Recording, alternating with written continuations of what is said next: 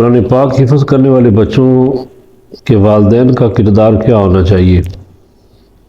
ان کو کیسا طرز عمل اپنانا چاہیے جو ان کے بچوں کو قرآن پاک حفظ کروانے میں معاون ثابت ہوں؟ جو لوگ ان باتوں کا خیال نہیں رکھتے ان کے بچے ہمیشہ ناکامی کی طرف جاتے ہیں۔ سب سے پہلے جن والدین کے بچے قرآن پاک حفظ کرتے ہیں اس میں والدین کے لیے ضروری چیزیں کیا ہوتی ہیں؟ ایک تو جب بچے کو ادارے میں داخل کروایا جاتا ہے قرآن پاک حفظ کرنے کے لیے، والدین بعض ہوتے ہیں اس کو داخل کروانے کے بعد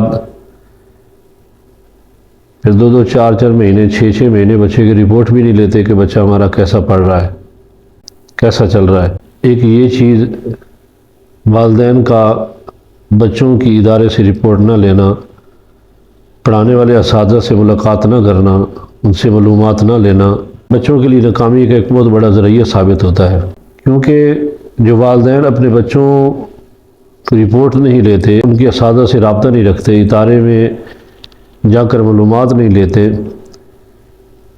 وہ بچے اپنی مرضی سے سلسلہ چلاتے رہتے ہیں۔ اگر ادارے سے کوئی پیغام آتا ہے وہ گھر میں پیغام نہیں دیتے، اور جب زیادہ دیر تک ادارے میں والدین کا کوئی رسپانس نہیں ہوتا، پڑھانے والے اساتذہ بھی اس بچے پر توجہ دینا چھوڑ دیتے ہیں۔ ایک تو سب سے ضروری اور اہم بات یہ ہے کہ جب اپنے بچے کو ادارے میں داخل کروائیں اس کی ہفتہ وار رپورٹ طلب کریں، جا کر ان کے اساتذہ سے ملاقات کریں۔ جتنے بھی آپ مصروف ہیں، والدین کی ساری مصروفیات اولاد کے اچھے سلسلے کے لیے ہوتی ہے۔ اگر آپ کام کرتے ہیں، بزنس کرتے ہیں، جاب کرتے ہیں، اپنا کام ہے، کچھ بھی کرتے ہیں، تو اتنی لانگ ڈیوٹی کرنا، اتنی محنت کرنا، والدین اولاد کے لیے اتنی محنت کرتے ہیں تاکہ ان کی اچھی تربیت ہو، اچھا پڑھائی کا سلسلہ ہو، تو اس سلسلے میں بھی ملاقات میں کمی اور کوتاہی برتتے ہیں، اولاد کے لیے ایک بہت بڑی ناکامی کا ذریعہ بنتا ہے۔ دوسری بات،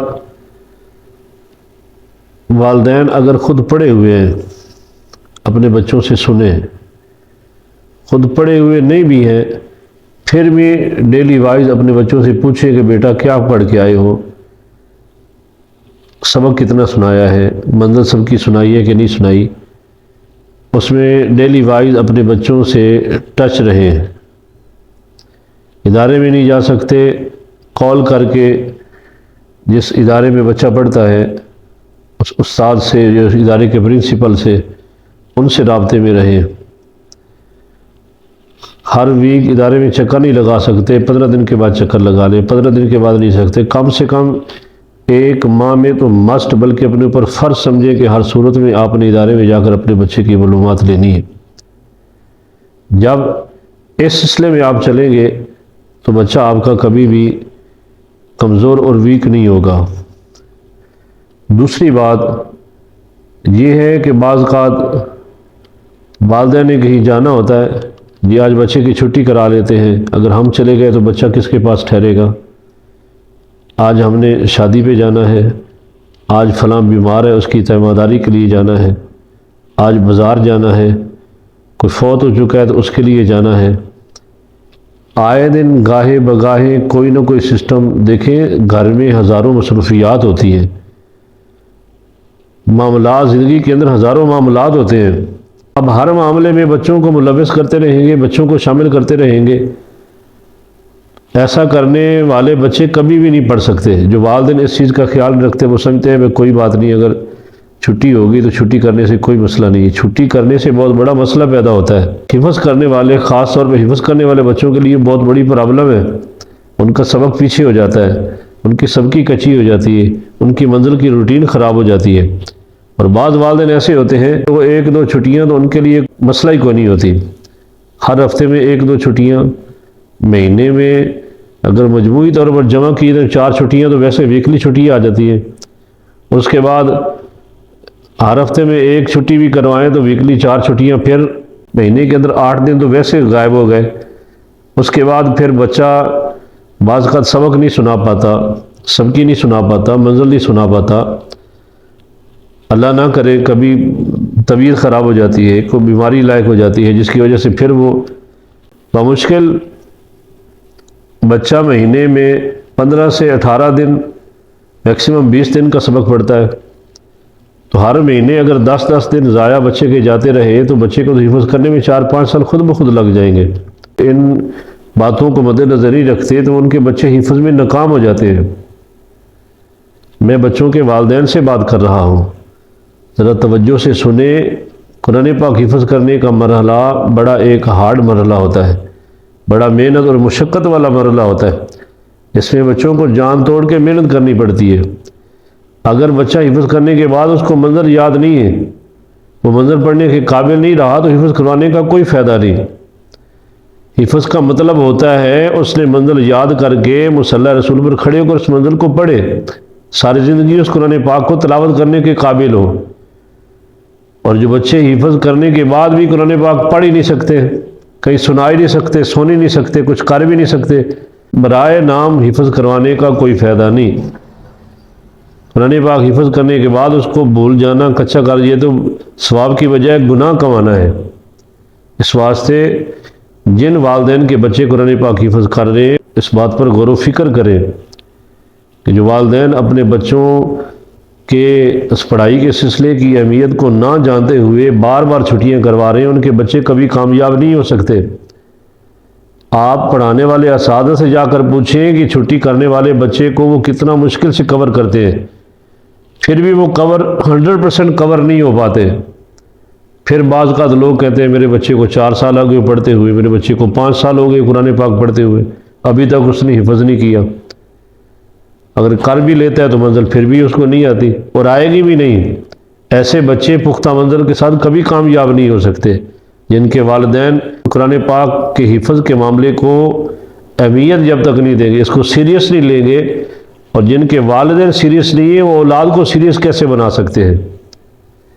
والدین جب غیر ذمہ داری کا مظاہرہ کریں گے تو اولاد کبھی بھی ذمہ دار نہیں بن سکتی۔ اولاد کو ذمہ دار بنانا چاہتے ہیں تو والدین کو ذمہ داری کو اپنانا پڑے گا۔ اس کے لیے لازم ضرور بر ضرور اس کی اہمیت کو سمجھنا پڑے گا کہ بچے کو ناغہ کروانا، چھٹی کروانا اس بچے کی پڑھائی کے لیے کتنا نقصان دہ ہے، خاص طور پر حفظ کے معاملے میں۔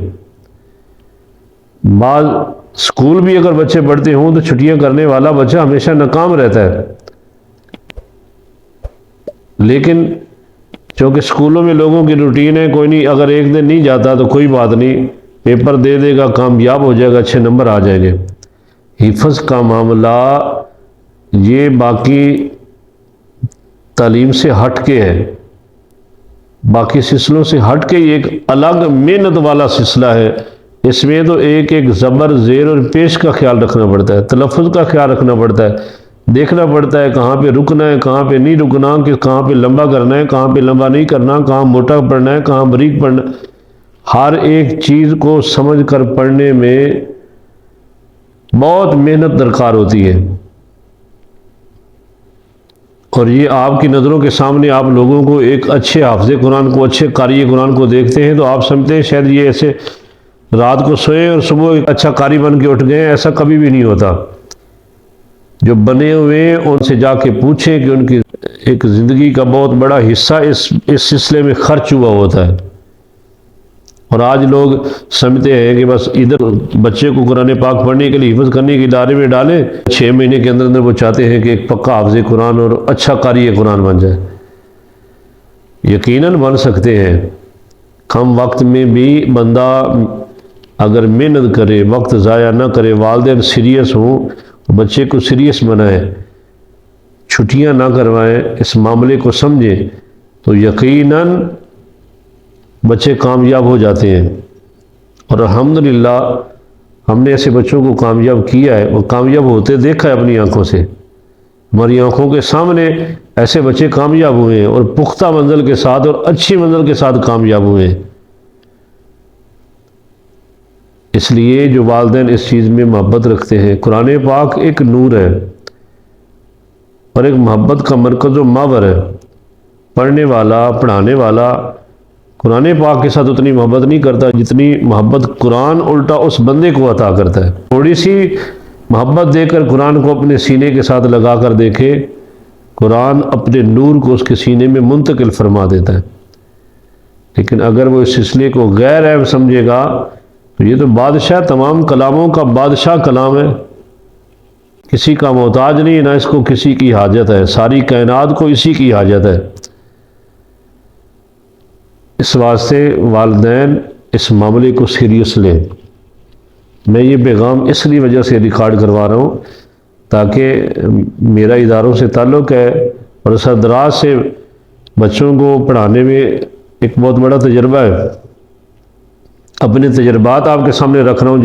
اتنا عرصہ لگانے کے بعد بچے ناکام واپس پلٹتے ہیں، کیوں پلٹ رہے ہیں ناکام؟ اس میں ساری غلطیاں پڑھانے والوں کی نہیں ہوتی، ساری غلطیاں پڑھنے والوں کی نہیں ہوتی، اس میں غلطیاں والدین کی بھی ہوتی ہیں۔ اور یہ جو آج ویڈیو ریکارڈ ہو رہی ہے خصوصاً والدین کے لیے، والدین اس کو غیر اہم نہ سمجھیں، ان باتوں کو سمجھنے کی کوشش کریں۔ حفظ کرانے کے لیے آپ نے اپنا بچہ ادارے میں ڈال دیا ہے، اس کی رپورٹ لیں، استاد سے پوچھیں، استاد سے بار بار جا کے ملیں۔ آپ کا بار بار جا کے ملنا آپ کے بچے کی طرف استاد کی توجہ کو بڑھائے گا، پھر بچہ اس بات کو سمجھے گا کہ میری پیچھے سے کوئی رپورٹ لینے والا ہے، مجھے کو پوچھنے والا ہے۔ ایک یہ، اور دوسرا غیر ضروری چھٹیوں سے انتہائی پرہیز کریں، کوشش کریں ضرورت بھی ہو تو چھٹیاں نہ کروائی جائیں۔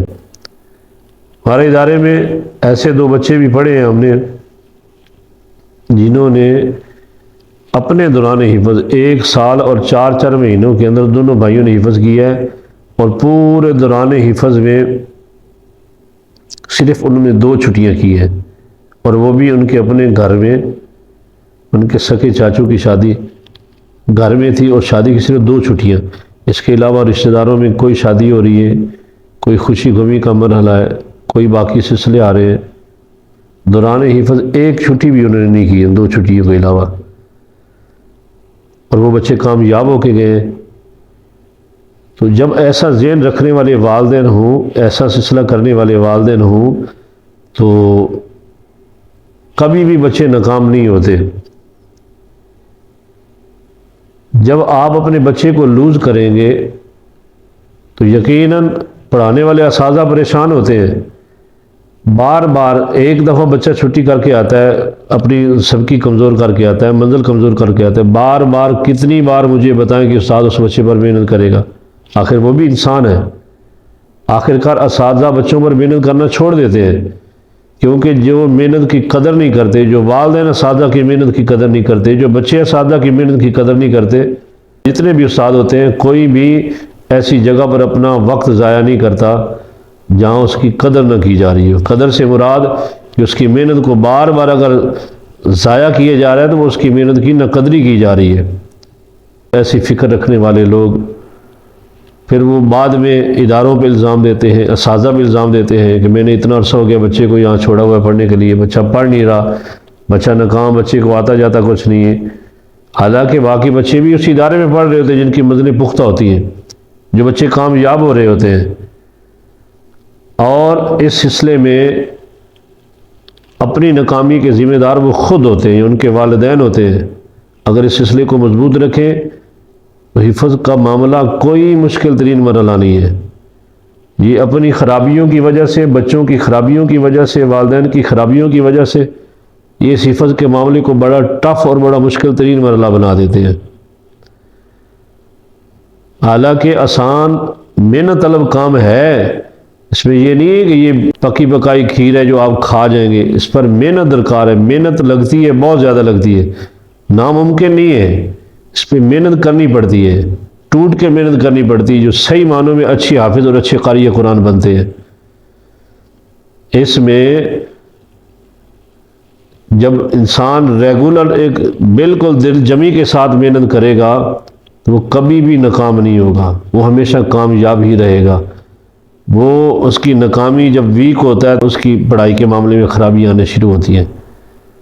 اس واسطے والدین سے گزارش کرتا ہوں کہ اپنے بچوں کو حفظ کے معاملے میں خود بھی سیریس ہوں اور بچوں کو بھی سیریس کریں۔ ابھی ویڈیو کافی طویل ہو چکی ہے، ورنہ اور بھی کچھ باتیں ہیں کہ اس کے اندر میں ایڈ کروں تو نیکسٹ ویڈیو میں اس کے اندر کچھ چیزیں ہیں جو آپ کو مزید جو ہے نا بتائی جائیں گی۔